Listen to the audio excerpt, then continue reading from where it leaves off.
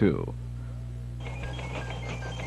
From New York, this is NBC Nightly News, with John Palmer substituting for Jessica Savage and Dick Schaff with sports. Good evening. The Soviet-backed government in Afghanistan released 2,000 political prisoners today as Soviet troops continued to pour into the country. Muslim rebels say they are planning a Vietnamese-style war of attrition against the Soviet occupation. Meantime, the Soviet troops appear to be digging in for a long stay. NBC News correspondent John Hart reports from Kabul. 10 miles south of Kabul, the Russians are digging into the frozen ground, entrenchments for themselves and their field guns. In the capital itself, the Russian presence is not so much seen as constantly felt. Little reminders, an occasional jeep patrol, military vehicles getting priority at the intersections.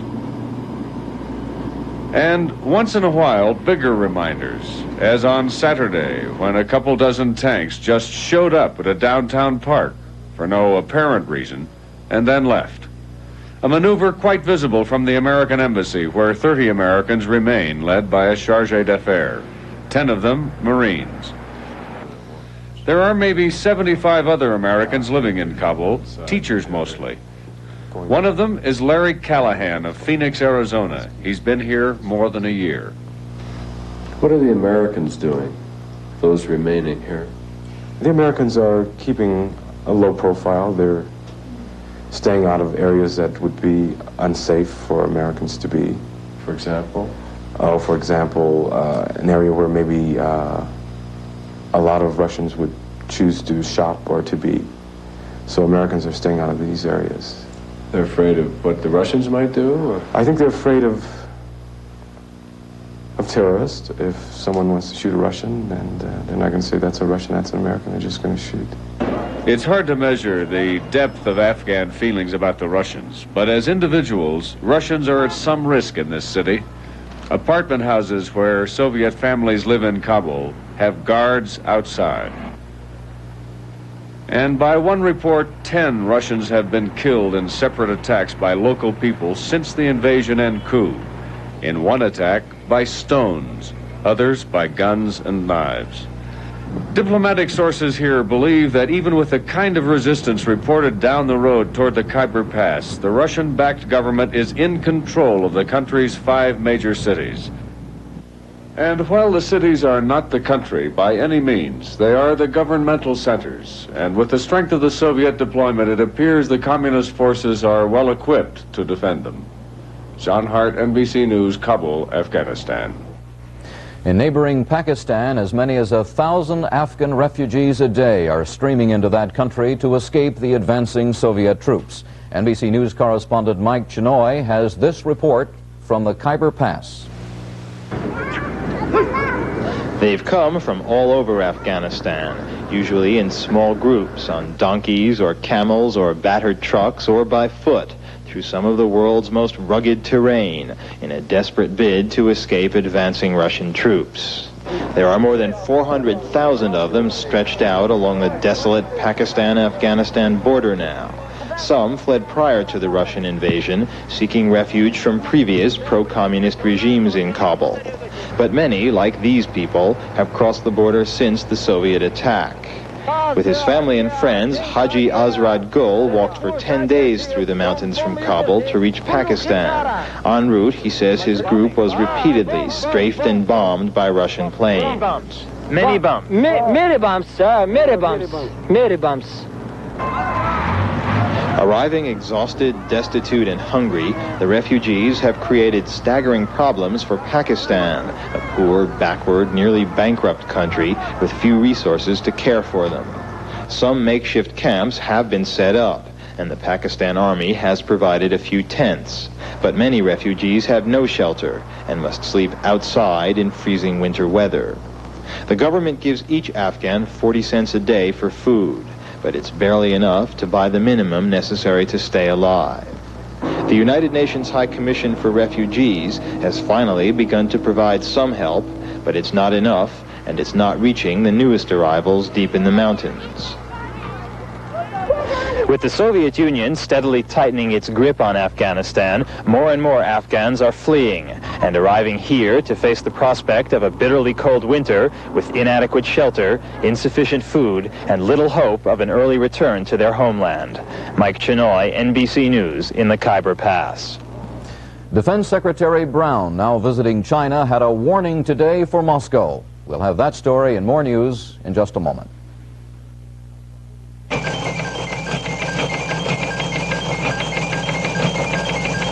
There are two tough sides to every Chevy fleet side pickup. The outside and the inside. That's right. You get the toughness and rigidity of Chevy's double wall construction in these critical areas. In the hood, in the fenders, and in the doors. Plus, double wall construction in the box sides and in the tailgate. Chevy truck, the tough truck that's still a tough truck. Chevy trucks, built to stay tough.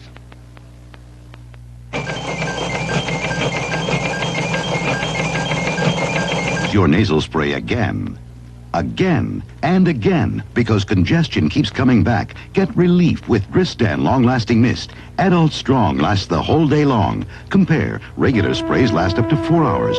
Dristan Long-Lasting lasts up to 10 hours. Once in the morning lasts while you work. Once at night lasts while you sleep. Adult Strong lasts the whole day long. Relieves congestion virtually all day or all night. Dristan Long-Lasting Nasal Mist. Defense Secretary Harold Brown, on an official visit to China, warned Moscow today that the Soviet invasion of Afghanistan represents a threat to both the United States and to China. He hinted that future Soviet aggression could be met by diplomatic or even military action. Hillary Brown reports from Peking. Brown's official day began with a trip to the Forbidden City, and the Chinese had a special reason for taking him here. The city as it stands now was built by the Manchurians, invaders from the north. For the Chinese, it's a symbol not just of what has happened to them, but what can happen again. Now the threat is from the Russians, whose recent invasion of Afghanistan is, for them, another ominous sign of Soviet encirclement. That's one reason why the Chinese want America's friendship and support. At a banquet 3 hours later, the Americans told them what they wanted to hear. In a strongly worded toast, Secretary Brown assailed the Soviet policy in Afghanistan and stressed the need for more contact between the defense establishments of the United States and China. Cooperation in all of these areas offers mutual benefits. It endangers no third party. But it should remind others that if they threaten the shared interests of the United States and China, we can respond with complementary actions in the field of defense as well as diplomacy. This is the first time that an American official has publicly hinted at the possibility of a military alliance between the United States and China, once the most bitter of enemies, if the Soviet Union makes one more move outside its own established sphere of influence. Hillary Brown, NBC News, Peking. The United States continued its diplomatic attack on the Russians at the UN Security Council, where Ambassador Donald McHenry charged Moscow with a blatant act of aggression. Diane Wildman reports. United States Ambassador Donald McHenry today told the Security Council the Soviet Union had insulted the intelligence of the members of the United Nations by claiming it sent troops to Afghanistan only at the request of that country to help defend itself. The fact is that the Soviet Union has flouted international law and has violated regional and international peace and stability. That the Soviet Union has done so with cold calculation and advanced planning. The USSR was clearly on the defensive today as speaker after speaker called for immediate withdrawal of the troops. Only Afghanistan and the Eastern Bloc countries have defended the Soviet action. There is a fear, especially among the small non-aligned countries here, that the Soviets plan to make Afghanistan a satellite. But Soviet Ambassador Oleg Troyanovsky denied this. The Soviet Union will veto any Security Council resolution demanding withdrawal of its troops. But the United States then plans to take the Afghan issue to the General Assembly, where no member has veto power. Diane Wildman, NBC News at the United Nations. And the Soviet Union again criticized President Carter today, calling the U.S. limitation on grain shipments a hopeless undertaking. The Soviet news agency TASS called the U.S. action hostile to the interests of peace. Meantime, to guard against falling prices on U.S. markets as a result of the cutback on grain shipments to the Soviet Union, the federal government has canceled virtually all grain trading tomorrow and Tuesday. UN Secretary General Waldheim met late this afternoon with President Carter, reportedly seeking a delay of economic sanctions against Iran, that in favor of some kind of a package deal, a swap of the hostages for an international commission to investigate the Shah. Here's Bill Lynch reporting from the White House. Even though he had briefed Secretary of State Vance and U.S. Ambassador Donald McHenry on his Iran trip, Waldheim wanted to see President Carter, too. One of his principal messages, as he told reporters before leaving UN headquarters, was that economic sanctions against the Iranians won't work. Their reaction was extremely negative. They said that would not do harm to them.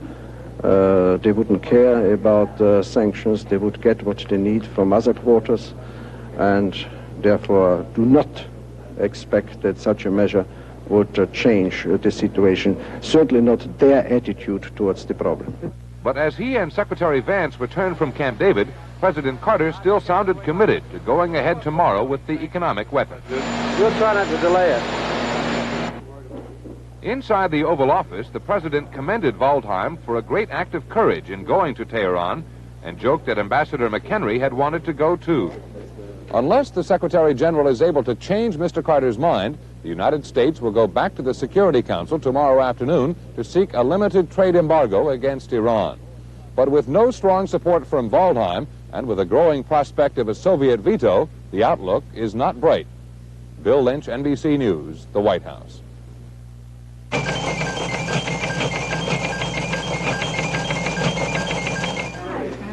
I know. Let's settle this over coffee, Counselor. Good idea. Whoop. But that's only half a cup. Don't you like my coffee? I love the rich taste. It's the caffeine I could do without. You happen to be drinking Brim decaffeinated coffee. This is Brim? This is Brim, and it's decaffeinated, so you don't have to stop at half a cup. If it tastes this rich, I don't want to stop. Fill it to the rim. With Brim. Fill your cup to the rim with the rich taste of Brim.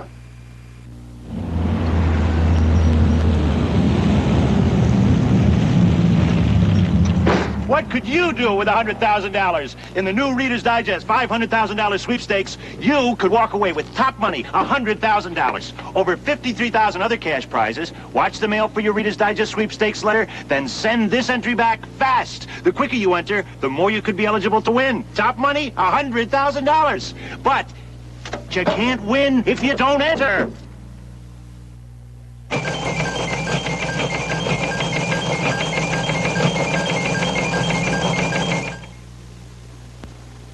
You're face to face with an extraordinary room.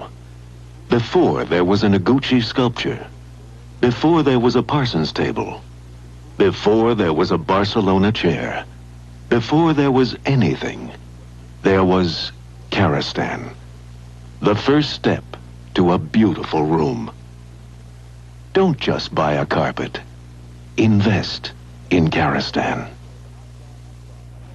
In Tehran today, a group of Afghan exiles seized the Afghan embassy and briefly held hostages. The militants who were protesting Russian intervention in Afghanistan were persuaded to free the hostages and abandon the embassy, as John Cochran reports. The takeover of the Afghanistan embassy was sudden and bloodless. About 60 Afghans, most of them Muslim theological students, had completely surprised embassy staffers. The students scratched out a sign identifying the embassy as belonging to the Democratic Republic of Afghanistan and replaced it with one proclaiming the Islamic Republic of Afghanistan. The students said they wanted to examine embassy documents. They said they suspected that spies in the embassy were compiling dossiers on Afghans in Iran who opposed the Soviet invasion of their homeland. Reporters had been permitted to go inside the embassy to see that hostages had not been harmed. Then we were ordered out. Iranian Revolutionary Guards arrived in force and quickly moved into the embassy. The guards wanted to avoid a violent confrontation with the students, who are in complete agreement with the Iranians over the Soviet occupation of Afghanistan. So a face-saving compromise was arranged. The Afghan students agreed to come outside, where they were permitted to stage an anti-Soviet demonstration. None of the students was arrested. John Cochran, NBC News, Tehran. Still with Iran, Iranian authorities are considering the expulsion of all American, British, and West German reporters from that country. The dispute between journalists and the government is the subject of tonight's Iran Diary, with NBC News correspondents George Lewis and Jim Bitterman in Tehran. Jim, it seems that the Iranians are getting very sensitive about the way the press is treating their story. Yesterday, you and John Cochran were talking about the foreign minister saying that the press should shape up. Today, we got a clarification on that statement from the people who run Iranian television. They said they want the press to tell the truth. Not necessarily toe the Iranian line, but tell the truth. And they don't think they're getting the truth from us. It seems like truth may be what's getting us into trouble. Some of the officials here seem to be particularly angry with a couple of reports that have been sent out in the last couple of days, in which our cameras and microphones have recorded chants of death to Khomeini. They're isolated chants. They've occurred only in a few places. But nonetheless, when we've tried to satellite them back to the United States or Europe, there have been interruptions in the satellite service. There have also been other problems. During the disturbances in Home, where Khomeini lives, some of the journalists' tapes were confiscated. There has been a slowdown, at least temporarily, in the visa process for additional journalists trying to get in here. And the official news agency here has hinted rather darkly at a possible mass expulsion of journalists. As always, it seems that truth is relative to the person who's making the judgment about it. John? Former Prime Minister Indira Gandhi's Congress Party appears to be headed for a landslide victory in the Indian general election. Mrs. Gandhi has been out of power since 1977. Final results are expected on Tuesday. Meantime, in this country, the first major event of the political year took place in the form of a debate last night in Iowa. Jim Cummins has a report from Des Moines. You are backstage, moments before the next act in the Republican race for president. Okay, will the candidates please follow me to the stage? Excuse me. 6 of the 7 candidates invited to this debate showed up. The 7th, frontrunner Ronald Reagan, skipped it. None said anything new on the issues, but they had some fun talking about the man who was missing. I wish Governor Reagan was here. Oh, how I wish he was here. And I want to say to Governor Reagan, wherever you are, I hope you're having fun tonight, because we are. It was a debate without any obvious high points or low points. So who scored the most points? Who won? Well, of course, I would be biased and argue that I was, I hope. Well, I would not want to be so immodest as to suggest that I had it hands down, but I mean, it had occurred to me. No, I don't think you have a clear winner when you have this type of a structure, because you have no opportunity to follow through. And I'm way ahead of where I used to be, and I hope I contributed to that. I was happy with it. I was pleased with the way it went. I think it was probably a 6-way tie. Reagan may have won. But many Iowans who watched the debate think Reagan was the loser. You see, his views were not expressed. You just better stand up and be counted. Out of sight, out of mind. It hurt Reagan for him not being there.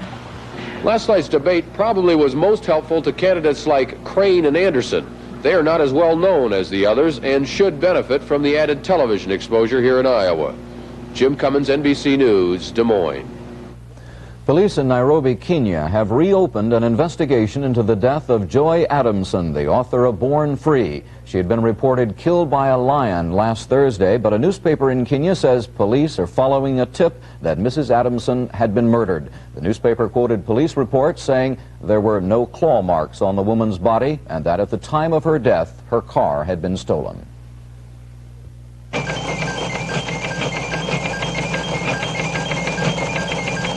Connecticut General spends more than the cost of a college education training us representatives. So when clients have complex financial problems, we come through. Coming through for you. That's what CG people do. Connecticut General is looking for bright, energetic people to help others in financial planning. Contact CG, and if you're qualified, we'll come through for you. Coming through for you. That's what CG people do. Call us. We'll come through for you, too. This is the latest in video cassette recording from RCA, Selectavision 600, designed with a 7-day memory to record shows automatically for an entire week. Designed with the maximum record time available, 6 hours on a single cassette. Selectavision 600, the 6-hour VCR with the 7-day memory. Let RCA turn your television into Selectavision.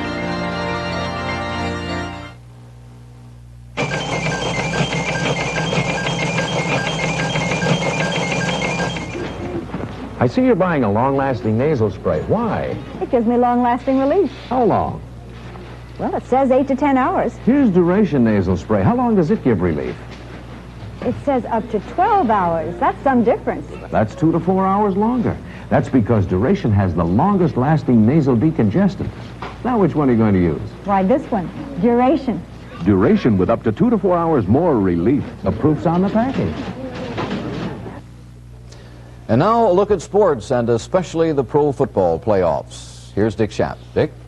Thank you, John. The Pittsburgh Steelers are now one victory away from becoming the first National Football League team to win 3 straight Super Bowls.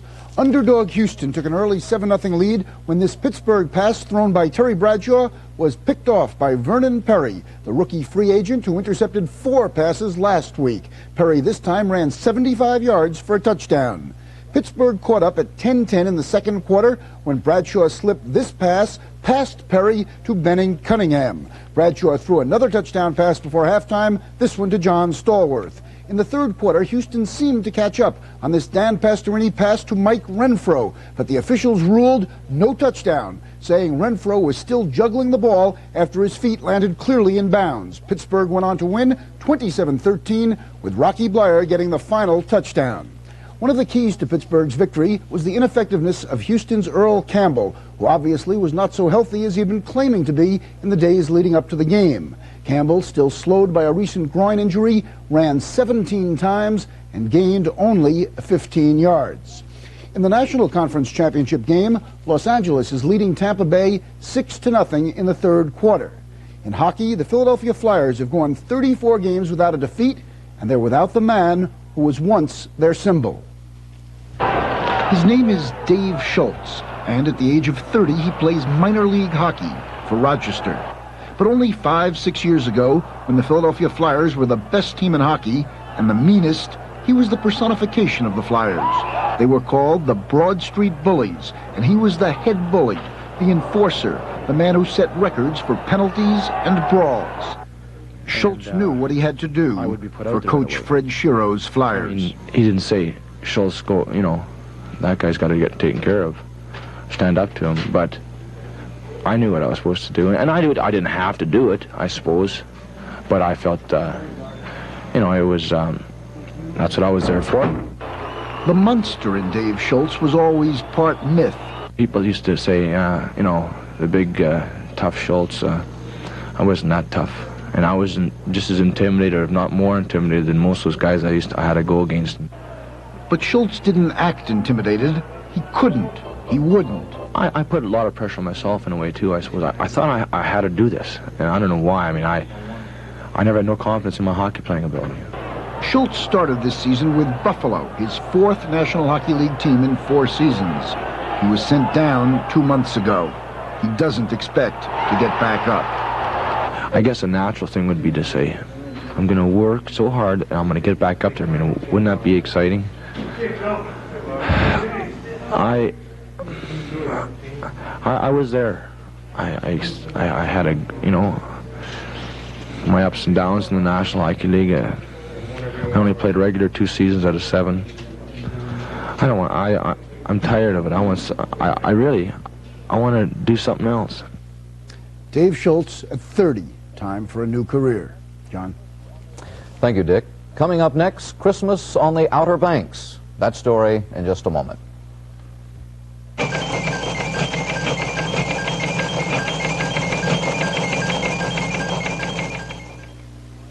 The new pension laws were driving me crazy, so I called the Connecticut General people.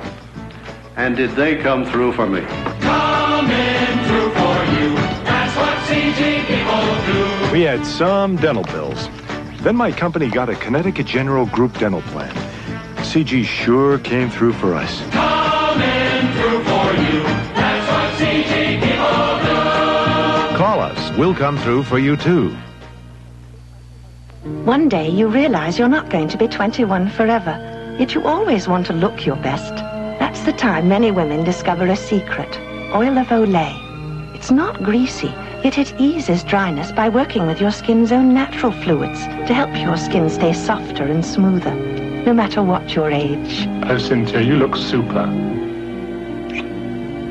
Oil of Olay. It can help you look younger, too.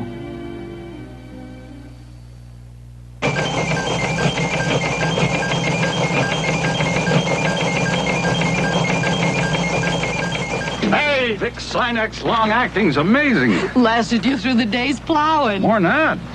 Got me breathing more like my old self again. Vicks Sinex long-acting nasal spray not only lasts up to 10 hours, but clinical tests show it's so effective it can have you breathing like your old self again. Amazing! Sinex lasted you through the long haul. Oh, more than that. Got me breathing more like my old self again. Vicks Sinex is long-acting. More than that, it can have you breathing like your old self again. Christmas comes but once a year, and in a village in North Carolina, it comes about 2 weeks late. That makes it our first Christmas story of 1980. Kennelly Jones has a report. It takes determination to live year-round on North Carolina's Outer Banks. Nowhere are the residents more determined, or stubborn if you will, than in the small village of Rodanthe. To prove it, last night the villagers held their annual Christmas celebration, just a little bit later than everyone else. This annual oyster roast and dance has been a tradition here since way back in 1752.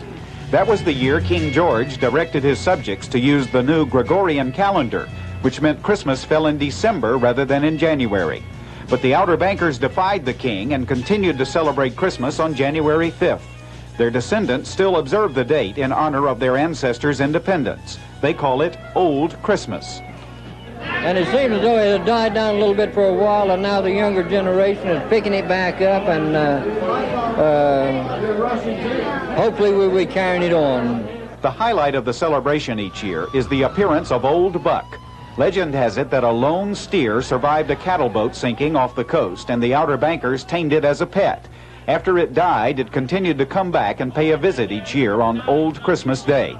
The keeper of the legend, and Old Buck, is 82-year-old John Herbert. I was born here, I was raised here, and it's been through the family connection all my life, and I just love it. John Herbert says this is probably the last year he'll be able to make it to the party. But he's sure that the tradition will continue, and that a merry old Christmas will be had by all. Kennelly Jones, NBC News, Rodanthe, North Carolina. And now this final news note. Jessica Savage was married today in New York City. She'll be back with you next weekend. That's our report. I'm John Palmer. Good night from all of us at NBC News. Tomorrow morning on Today, the Iowa debate and analysis. Also a talk with Senator Henry Jackson about President Carter's Iranian and Afghanistan policies. And a look at the housing market. What's going to happen to the cost of houses? That's tomorrow on Today.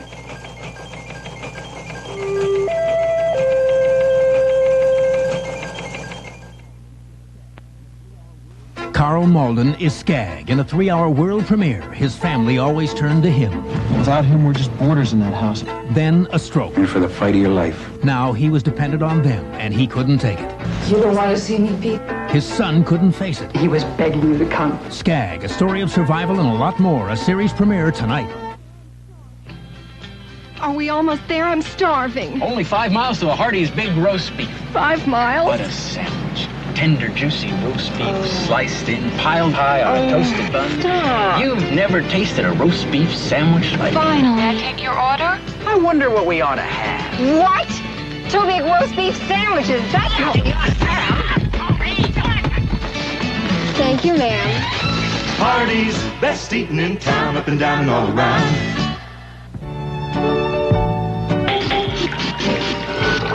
Now what? Oh, no. Oh, my goodness. It happens.